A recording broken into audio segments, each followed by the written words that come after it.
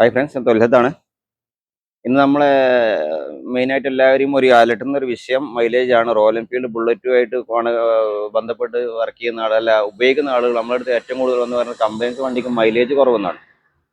അപ്പം ഒരിക്കലും മൈലേജ് കാരണം കാർബറേറ്റ് ട്യൂൺ ചെയ്തുകൊണ്ട് മാത്രം മൈലേജ് വർദ്ധിക്കുന്നില്ല. അത് കംപ്ലീറ്റ് ജനറലായിട്ട് എല്ലാ ഭാഗങ്ങളും ക്ലിയർ ആണെങ്കിൽ മാത്രമേ വണ്ടിയുടെ മൈലേജ് വർദ്ധിക്കുള്ളൂ. അപ്പോൾ ടയറിൻ്റെ പ്രഷർ എത്ര വെക്കണം എന്നുള്ള മിക്കവാറും ആളുകൾക്ക് അറിയില്ല. ഇതൊക്കെ 30-40 ഒക്കെ വെച്ച് ഓടുന്ന ആളുകളുണ്ട്. നോർമലായിട്ട് ടയർ പ്രഷർ ഫ്രണ്ട് ടയറിന് 22ഉം ബാക്ക് ടയർ 32ആണ് വെക്കേണ്ടത്. അപ്പോൾ ആ ടയറിൻ്റെ പ്രഷർ മെയിനായിട്ട് മെയിൻറ്റെയിൻ ചെയ്യാൻ മതി. അതിന് ഫസ്റ്റ് സ്റ്റെപ്പ് നമ്മൾ ശ്രദ്ധിക്കേണ്ട ടയറിൻ്റെ പ്രഷറാണ്. പിന്നെ ശ്രദ്ധിക്കാനുള്ള വീലിൻ്റെ ബെയറിംഗ് ആണ്. ബെയറിംഗ് എന്തെങ്കിലും രീതിയിൽ നോക്കുക. ബെയറിംഗ് ഷെയ്ക്കോ കാര്യങ്ങളോ ഉണ്ടെങ്കിൽ അത് മാറ്റി കൊടുക്കുക. പിന്നെ അതേമാതിരി തന്നെ ചെയിൻ്റെ ടൈറ്റിങ് പ്രോപ്പർ ആയിരിക്കണം മൈലേജ് കിട്ടാൻ വേണ്ടിയിട്ട്. ആ ഒരു കാര്യം ശ്രദ്ധിക്കേണ്ട. ഞാൻ മൈലേജിനെ കുറിച്ച് പറയുന്നത് മെയിനായിട്ട് നമ്മൾ കാർബറേറ്റർ ട്യൂൺ ചെയ്താൽ മൈലേജ് വർദ്ധിക്കുന്നതിന് കാർബറേറ്റർ ട്യൂൺ ചെയ്തിട്ടൊന്നും കാര്യമല്ല. ഈ ഒരു കാര്യങ്ങൾ നോക്കുക അല്ലെങ്കിൽ കേട്ടോ. അപ്പോൾ ചെയിൻ്റെ കറക്റ്റ് പ്ലേയിൽ അഡ്ജസ്റ്റ് ചെയ്യുക. അതേമാതിരി ടയറ് വീല് ജാം ഉണ്ടോ നല്ല രീതിയിൽ നോക്കുക. നിങ്ങളൊക്കെ വീല് സെൻട്രൽ സ്റ്റാൻഡ് കയറ്റി ഇങ്ങനെ ഉരുട്ടി നോക്കുക. ജസ്റ്റ് ബ്രേക്ക് ചെയ്യുക, ബ്രേക്ക് ഒന്ന് അപ്ലൈ ചെയ്യാൻ നോക്കാം. ഇങ്ങനെ കറക്കിയിട്ടതിന് ശേഷം ബ്രേക്ക് ഒന്ന് കൈ കൊണ്ട് പ്രസ് ചെയ്ത് നോക്കുക. എന്നിട്ട് വിട്ട് നോക്കുക. ടയറിന് ജാമിങ് ഉണ്ടോ നോക്കുക. ഇത് നല്ല ഫ്രീ ആണ്. കറക്കിയിട്ട് കഴിഞ്ഞാൽ അങ്ങനെ ഫ്രീ ആയിട്ട് ഇങ്ങനെ കറങ്ങിക്കൊണ്ടിരിക്കണം. അങ്ങനെയാണെന്നുണ്ടെങ്കിൽ ബാക്ക് ടയറിൻ്റെ ആ ഒരു കറക്റ്റ്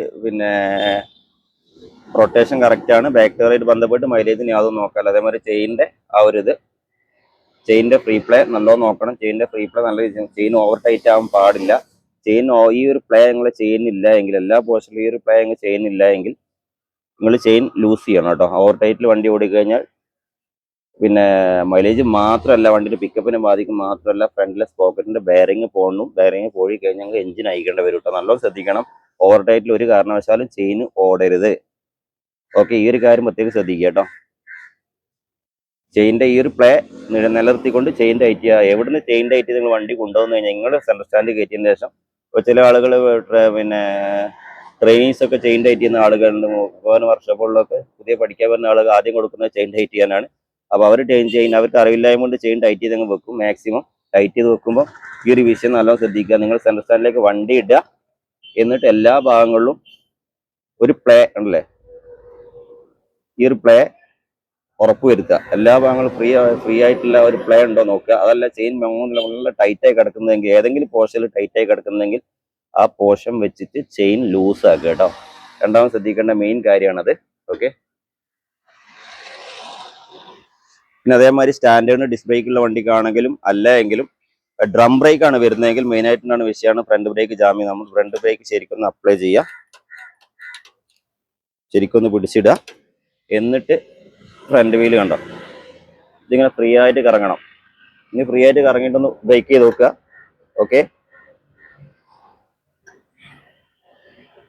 ഫ്രീ ആയിട്ട് കറങ്ങുന്നുണ്ട്.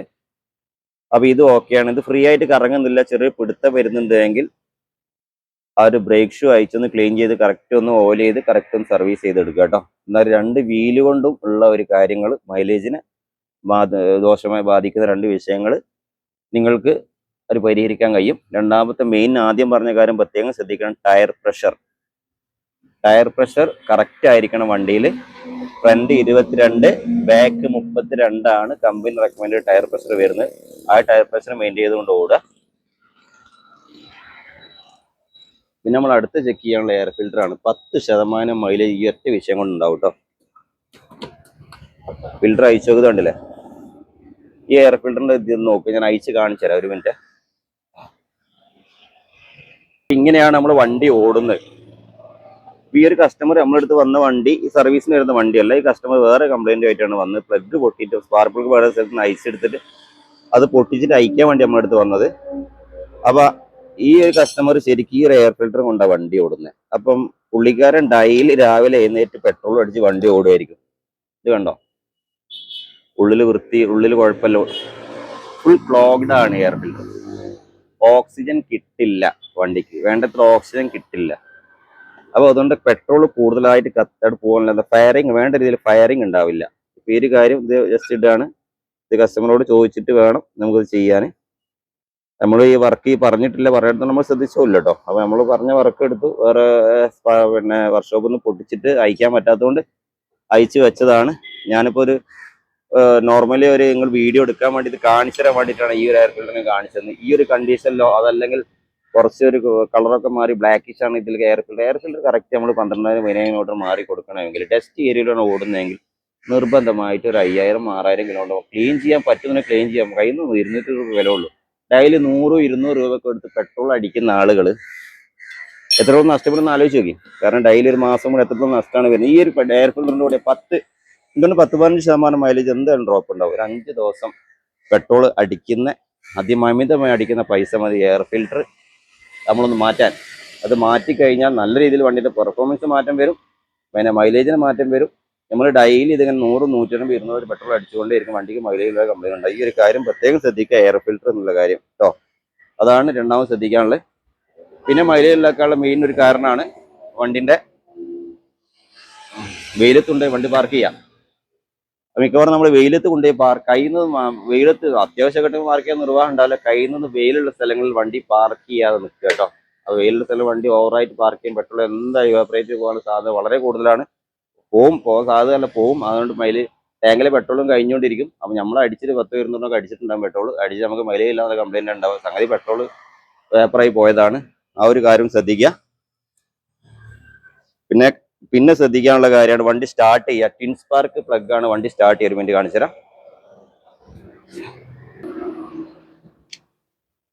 ടിൻ സ്പാർക്ക് പ്ലഗ് വണ്ടി സ്റ്റാർട്ട് ചെയ്യുന്ന ശേഷം ഒരു സ്ക്രൂ ഡ്രൈവറോ അല്ലെങ്കിൽ ഇവിടെ എർത്തുള്ള ഭാഗം ഒന്നും എടുത്ത് ഉപയോഗിക്കുന്നത്. സ്ക്രൂ ഡ്രൈവർ ഇവിടെ ഉള്ള സാധനം ടച്ച് നല്ല കറണ്ട് വരുന്ന നല്ല അടി കിട്ടും, നല്ല അടി കിട്ടും.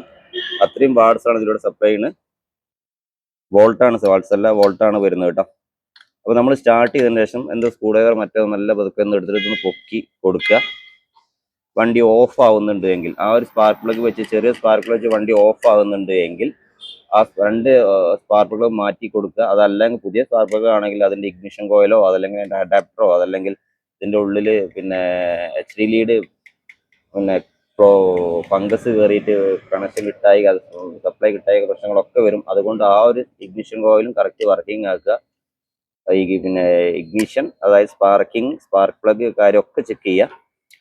അപ്പോൾ രണ്ടിലും ഓക്കെ ആണെന്നുണ്ടെങ്കിൽ ഈ ഒരു വണ്ടി ഇത് കഴിഞ്ഞ ഉടനെ തന്നെ സ്റ്റാർട്ട് ആവും, ഓഫ് ആവും കേട്ടോ. ഇത് അയച്ചാൽ ഇത് പൊക്കി കഴിഞ്ഞ ഉടനെ വണ്ടി ഓഫ് ആവും. ഓഫ് ആകുന്നുണ്ടെങ്കിൽ ആ ഒരു സ്പാർക്ക് പ്ലഗ് മാറ്റി കൊടുക്കുക. അല്ലെങ്കിൽ സ്പാർക്ക് പ്ലഗ് പുതിയ മാറ്റിയതാണ് എങ്കിൽ അവർ കറക്റ്റായി ചെയ്യുക. അത് നോക്കേണ്ട കാര്യമാണ്. ത്രോട്ടിൽ സ്വിച്ച് ഇത് കണ്ടില്ലേ, നമ്മുടെ അടുത്ത് വന്നൊരു വണ്ടിയാണ് കാണുക. ഈ ത്രോട്ടിൽ സ്വിച്ച് ഫങ്ഷൻ അല്ല, ഇത് വെറുതെ കേബിളും എടുത്തേക്ക്. ഇത് കംപ്ലൈന്റ് ആയിട്ടുണ്ട്, നല്ല റസ്റ്റ് ഒക്കെ ഉള്ളത് കംപ്ലൈന്റ് ആയിട്ട് 100 രൂപ മാത്രമേ വില വരുന്നുള്ളൂ ഈ ത്രോട്ടിൽ സ്വിച്ചിന്. സ്പാർക്ക് ആണെങ്കിൽ ഈ ഒരു ത്രോട്ടിൽ സ്വിച്ച് മാറ്റിയതിന് ശേഷം കറക്റ്റ് ആയിട്ടൊന്ന് ഫംഗ്ഷൻ ആക്കട്ടെ. ഇതൊക്കെ മൈലേജിനെ ബാധിക്കുന്ന വിഷയം തന്നെയാണ്. പിന്നെ ഈ ഒരു കാര്യം ശ്രദ്ധിക്കാനുള്ളത്, കാർബറേറ്ററിന്റെ ട്യൂണിങ് BS4 ആണെങ്കിൽ BS4ലേക്ക് തന്നെ മാറ്റുക. BS4 വണ്ടി തന്നെ ഓടുന്നതാണ് നല്ല. BS3 ആക്കാതൊക്കെയാണ് നല്ലത്. കാരണം ടാങ്കിന്റെ വേപ്പറും കൂടി വലിച്ചെടുത്തിട്ട് നമുക്ക് BS3 സാധാരണ ടാങ്കിന്റെ വേപ്പർ മുകളിലേക്ക് എയറിലേക്ക് വെറുതെ പോവുകയാണ് ചെയ്യുന്നത്. അപ്പൊ BS4 ആകുമ്പോൾ ടാങ്കിന്റെ വേപ്പർ വലിച്ചെടുത്ത് ക്യാനിസ്റ്ററിൽ സ്റ്റോർ ചെയ്തിട്ട് അത് തിരിച്ച് രണ്ടാമത് കാർബറേറ്ററിലേക്ക് വിടുന്ന ഒരു ഹോസാണ് ഇത് കേട്ടോ.